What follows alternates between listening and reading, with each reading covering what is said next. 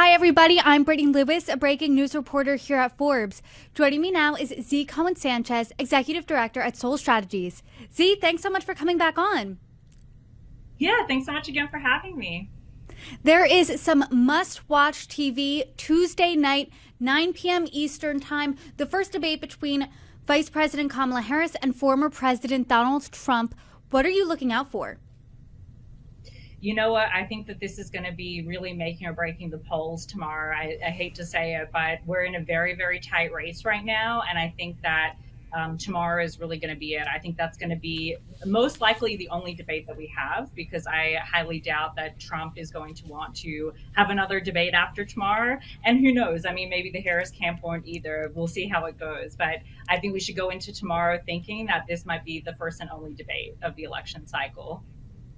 So let's talk about how a Democrat like Vice President Kamala Harris wins in a debate against Donald Trump. Because in the debate earlier this summer, most strategists who I talked to said it wasn't that Donald Trump necessarily won. It's just that Joe Biden lost, and he lost pretty pointedly, pretty disastrously. So how do you think Vice President Kamala Harris beats Trump in a debate? So the hardest thing that she's going to be faced with tomorrow is the fact that he is going to lie and lie and lie. And because they don't have the opportunity to necessarily speak over each other, because it is an off mic debate, that's going to be really difficult. It's going to be a very difficult challenge between, is she going to rebuttal the lies that he just told, or is she going to bring up bring up her next point? I think that that's going to be a real balance to be able to do that. In my opinion, I do think she's going to need to rebuttal at least some of his lies, but it's going to have to be a pick or choose type of situation, because they're not going to have a whole lot of time. What issues do you think she should pick and choose on? Because as of now, as of pretty much the polls saying this entire election, that Trump has a better handle on the economy, inflation, immigration, and those are all top issues that voters care about. Yeah, so she's going to have to bring up the solid numbers. She's going to have to bring up Trump's outrageous spending. She's going to have to bring up the issues that, I mean, last debate he was talking about how the Capitol wasn't that big of a deal, that there were just a couple people down there and being ushered in by the police. Outrageous lies like that, she's going to have to come back and set the facts straight. But she's also going to have to talk a lot about taxes, the economy, and really, honestly, the thing that she can do, I think, to really propel her forward and to win and to bring up her polls in these swing states is to talk very specifically about how her platform is going to help the middle and the working class. I would really try to stay away from anything outside of that, because the reality is that most of our swing voters fit into that category. So she's really going to have to spend a lot of time talking about that. Let's talk about the economy, because that continues to be a pain point for Democrats, because prices of everyday goods were down significantly more in Trump's presidency than they are today when Harris is vice president.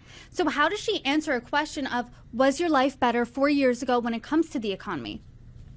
Yeah, so she's going to have to talk about the relationship between the president's role and the role of the economy. So, for example, not capital gains, sorry. The cost of groceries have gone up, but that's not because things were necessarily worse under Biden. It's because we had to tackle the fact that we had COVID during that time, and we had global inflation. It wasn't just in the United States. So she really needs to bring that up. What she also needs to bring up is the fact that the grocery hikes going up is really because of unlimited corporate greed, which Donald Trump has been a huge proponent of making sure that corporations are taxed at the lowest rate. And really what they're doing because of that is just taking advantage of everyday Americans. So I think that Harris needs to continue to bring that up, and what she's going to do to stop that outrageous profit margins that they're having. I mean, a lot of these companies are seeing 300%, 400%, 500% profit margins, where they were nowhere near that before COVID, which really cannot be blamed on the president. She needs to focus on the fact that Donald Trump has allowed this to continue to happen. She's on record changing her opinion on a host of issues like fracking, like the border, even whether or not to ban plastic straws. If she's confronted with those shifting positions tomorrow night, how should she respond, do you think? Honestly, I think she should respond truthfully. I mean, the truth of the matter is that she was, I mean, she did switch her position on that. And I think it's completely okay for politicians to learn and grow, but they need to admit that when that happens. So I don't think it's something that she should shy away from. I think it's a very powerful thing for her to stand up and say, yeah, you know what? That was my position in 2019. I learned more about the issue. I learned how this affects voters. I learned that we can't just change this automatically because it could get rid of hundreds of thousands of jobs, particularly in a place like Pennsylvania, where she really needs help. So I think it's completely fine for her to just say, listen, I switched my position and I'm gonna do what's best for the American people.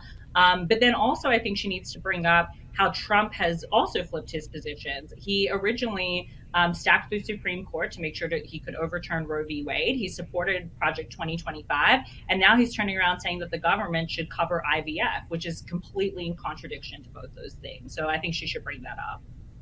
As we know, and as we've seen Donald Trump in really the past decade on the debate stage, he's the king of making nicknames like Crooked Hillary, Sleepy Joe, Low Energy Jeb. So if he has a nickname for her like Comrade Kamala, which he's been using on the campaign trail, if he says that tomorrow night, what's her best response? Honestly, I think she should just bring up how immature he really is. His nicknames are hysterical, honestly.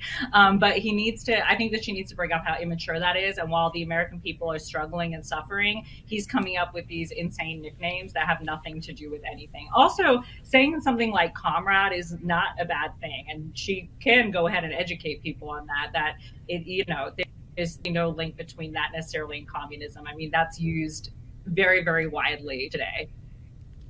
And what questions do you think need to be asked? Because as of now, any and all topics are on the table. There aren't any guardrails for what can be brought up. So what questions are you specifically looking for?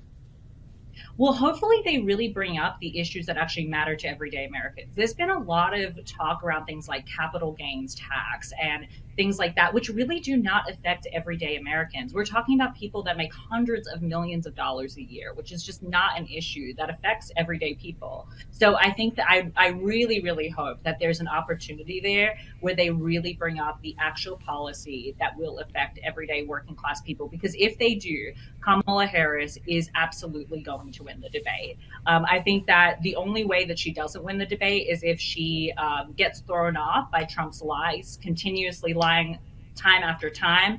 In the first debate, we saw that he lied 164 times in 64 minutes, which is insane. That's a lot of lies in that time. So as long as she doesn't sort of get too much in her head about trying to rebuttal every single lie, I think that she's going to go in really, really strong, especially if they ask her questions related to policy. You bring up an interesting point of what a win would look like. What do you think a win would look like for Harris? Because as you noted earlier, I mean, the polls, they show both of them in a dead heat. A New York Times Siena poll came out today showing Trump ahead by one in a head-to-head matchup. Other polls show her up by a hair. So what does a win look like for Harris? And what do you think a win for Trump would look like? Honestly, I think the way that Harris will win this, and I think what a win will look like for her, is that if she stays calm, collected, and is able to rebuttal the majority of what he says within the time that she has, while also answering those questions. Again, I think it's going to be very much about picking and choosing wisely, which I'm sure her team is. I mean, they've probably been doing debate prep with her for a month at this point, or as soon as they decided she'd be the nominee. So I think she's going to go in very prepared. I mean, she is a prosecutor, so I think her line of questioning is going to be very important in terms of what she asked Trump through her time on the stage. And then, I think a win for Donald Trump would look like is honestly if she gets nervous and if she is stumbling or she can't answer questions correctly because she's too much in her head about making sure that she rebuttals all of his lies. But I'm very, very confident that that won't be the case. Before I let you go, I do want to ask you a question about an endorsement that Harris picked up this week from an unlikely family, and that's the Cheneys. Congresswoman Liz Cheney, as well as former Vice President Dick Cheney, said they will be voting for Vice President Kamala Harris this November. What are your thoughts on that endorsement, A? And B, do you think that moves the needle at all in this election? I think it's fantastic, and I think it absolutely does. The more Republicans that we can get endorsing Harris, the better.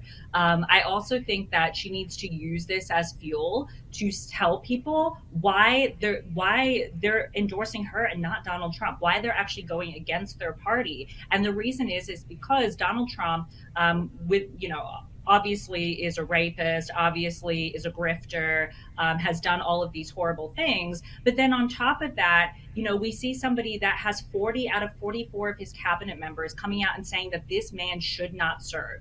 That has never happened in the history of our country. And because of that, we're now seeing so many Republicans coming out and saying, hey, this guy is a danger to democracy. This guy is a danger to our country, and we need to come together around Harris. So she really needs to bring that up in the debate, because it has not gone the other way around for Trump. Trump has not been receiving endorsements left, right, and center from the Democratic Party. Well, Zee, I appreciate your preview. I appreciate our conversation as always. Thank you so much for joining me. Yeah, thank you so much for having me.